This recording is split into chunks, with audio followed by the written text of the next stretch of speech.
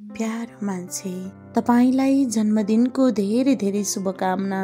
यो संसारमा तपाईं जस्तो पवित्र आत्माको उपस्थिति एक अनुपम वरदान हो।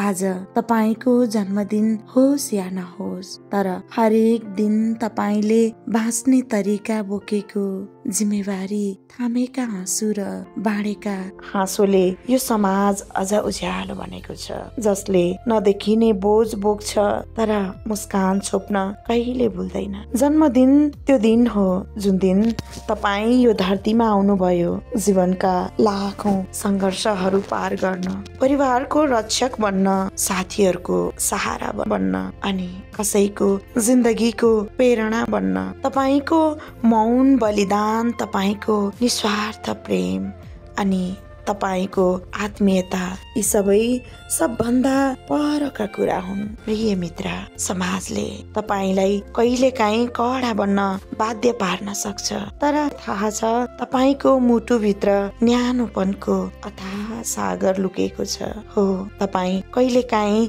थाक्नुहुन्छ किनकि तपाई पनि त मान्छे हो। रुन मन लाग्छ, कसैले अँगालो हालेर सब ठिक छ भनिदियोस् जस्तो लाग्छ, र त्यो चाहना तपाईको मानवता हो, कमजोरी होइन। जन्मदिनको यो पावन क्षणमा म भगवानसँग प्रार्थना गर्छु, तपाईं जहाँ हुनुहुन्छ त्यहाँ प्रेमको उज्यालो होस्, मनको शान्ति होस् र आत्माको आनन्द होस्। तपाईका हरेक सपना पूरा हुन्। तपाईले जे सोचेको छ त्यो तपाईको कर्म मार्फत सजिलै साकार होस्। तपाई सिर्जना हो, एउटा घरको, एउटी श्रीमतीको आश्रय, छोराछोरीको आदर्श अनि मित्रहरूको भरोसा। तपाईको अस्तित्वकै कारण कोहीको जिन्दगी सरल छ, सुरक्षित छ र सार्थक छ।